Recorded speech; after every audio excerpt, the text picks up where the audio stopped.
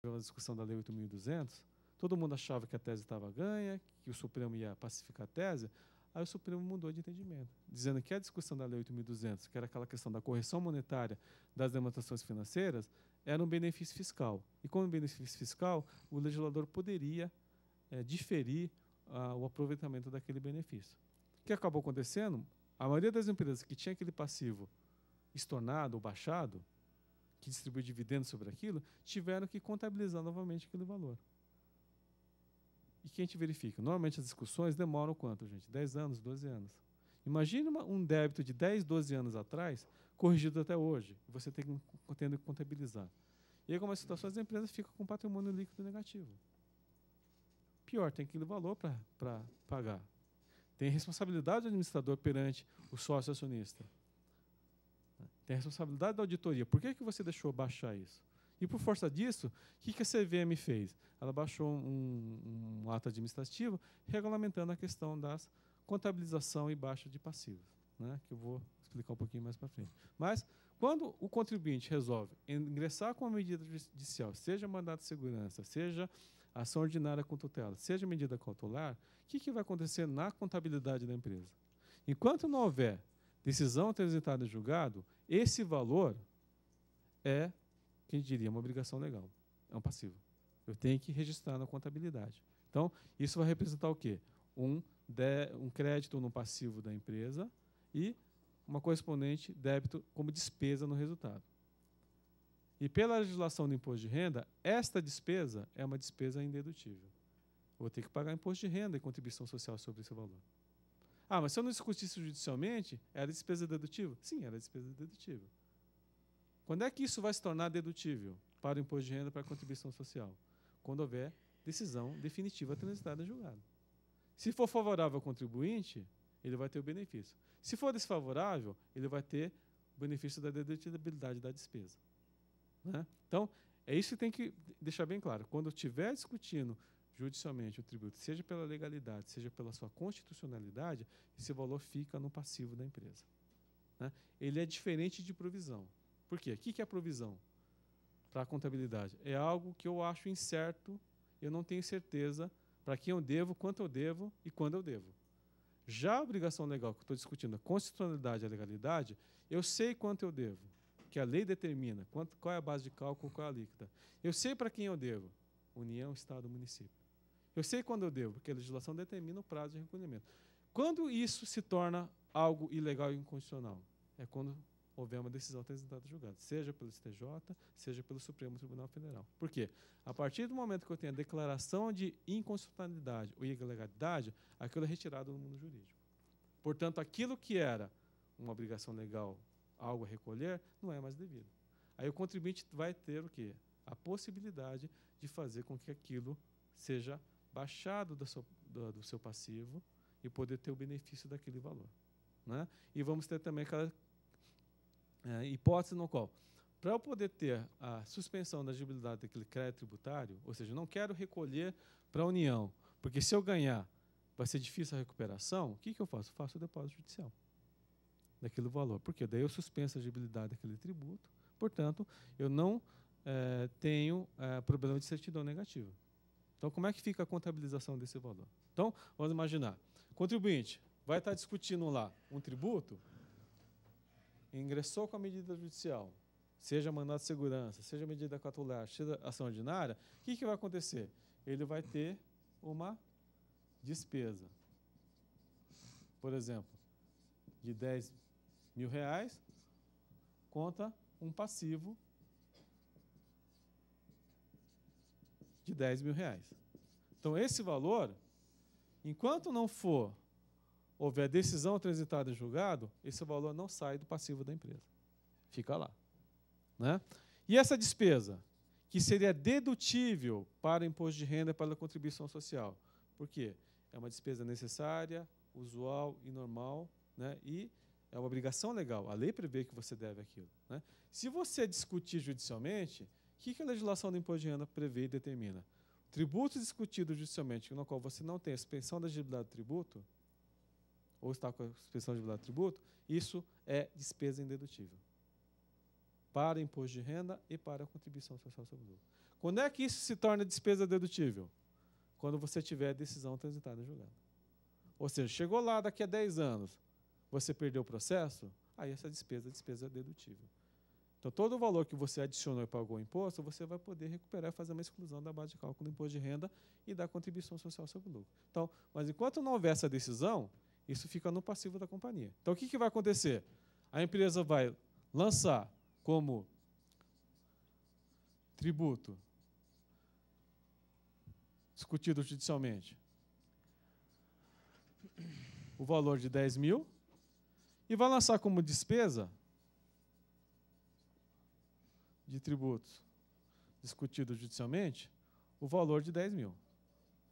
Então, esse valor ele vai afetar o resultado contábil, por quê?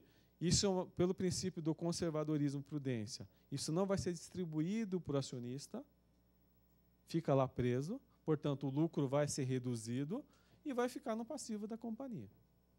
O que muito empresário fazia, ou o que as empresas faziam? Como, normalmente, uma discussão judicial demora de 10, 12, 15 anos, pode chegar até 20 anos, dependendo do tributo, dependendo da tese, isso ficava pendurado no passivo, sofrendo o quê? Atualização monetária. Então, o valor ia crescendo, crescendo, crescendo, e o valor oferecido à tributação para o imposto de renda pela contribuição social sobre o lucro. Aí, o que o pessoal fazia para poder melhorar resultado? Resultado, faturamento não está bom, eu preciso aumentar resultado, distribuir bônus para os administradores, justificar uma distribuição de lucro para acionista. Vamos tentar reverter esse valor aqui? Baixar esse valor? Então, para que eu possa fazer isso, eu tenho que ter o mínimo certeza que eu vou ganhar esse processo. Caso contrário, eu não posso baixar esse valor, porque eu tenho que seguir o princípio contábil da prudência e do conservadorismo. Se eu não fizer isso, eu estou desrespeitando esse princípio. Então, o que muita empresa fazia? Chegava para os auditores e perguntava, posso baixar esse valor? Aí o auditor falava, depende do advogado. Se o advogado dá um relatório dizendo que você tem boa chance de ganhar o processo, você baixa o valor. Quando eu baixo esse valor, o que vai acontecer? Isso vai sair do passivo e vira receita no resultado. Virando receita, aumenta o lucro, distribui o dividendo. Então, baseado nesses relatórios, que eram extremamente nada conclusivos, é o provável, possível e remoto. Então, se for provável, é provável, tem quase certeza de ganhar, então baixa o valor. Só que acabou acontecendo, algumas discussões judiciais, o que iam? Vai bem em primeira instância, vai bem em segunda instância, vai bem no STJ, aí chega no Supremo, o que está acontecendo? Você perde. O que aconteceu com o SAT, Salário de Educação, Lei 8.200, e outras teses que acabaram correndo no mercado. E o que vai acontecer? Isso ocorre depois de 12 anos. Esse valor foi para o resultado como receita. O que aconteceu? Foi para a mão do acionista. Foi para a mão do administrador. Que em muitas situações nem mais está lá na empresa. Aí o que vai acontecer? Você perdeu, você vai ter que contabilizar novamente esse valor no resultado, lançando aquela provisão atualizada. Pense o valor de 10 anos atrás, atualizado para hoje. Vai lançar uma despesa grande no resultado. Então, você matou o resultado daquele ano. Em muitas situações, vira um prejuízo que vai afetar patrimônio líquido. Então, a CVM, o que ela fez? Para evitar esse tipo de situação, por quê? Quem era o maior prejudicado? Era o acionista investidor, porque o controlador se beneficiava. Agora, você que comprou ações da Vale do Rio Doce, Petrobras, Embratel ou outras empresas, você era prejudicado. Por quê? O seu dividendo naquele ano, você não recebia.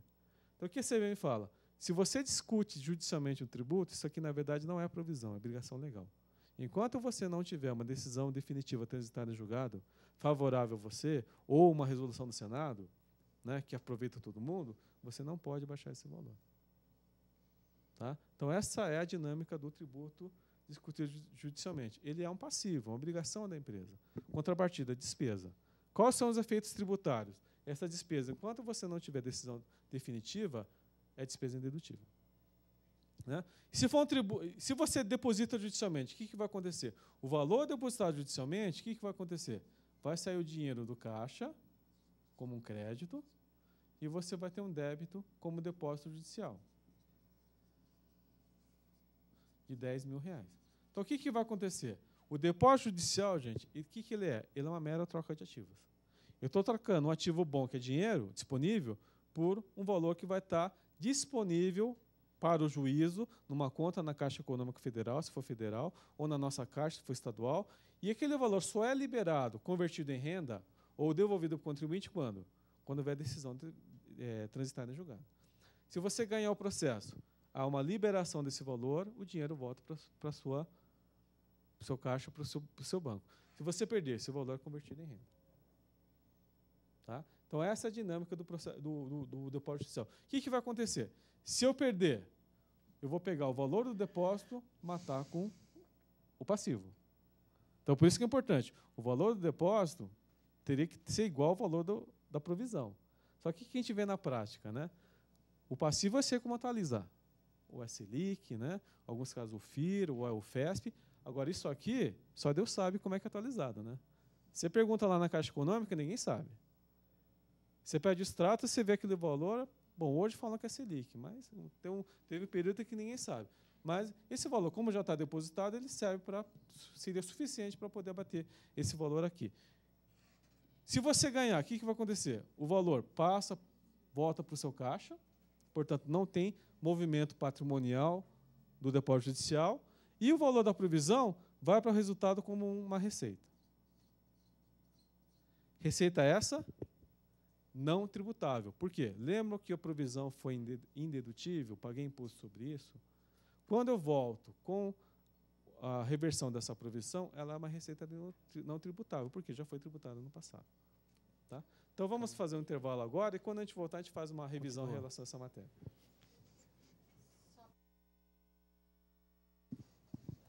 Já peguei, professor, desculpe, obrigada. Só apenas retomar, pessoal, vai entrar agora para vocês a questão de debate em sala, a gente recebe as respostas logo no início da aula, durante a aula, para que possa fazer esse sorteio no final. A questão proposta pelo professor Marcelo já vai entrar daqui a pouquinho para vocês.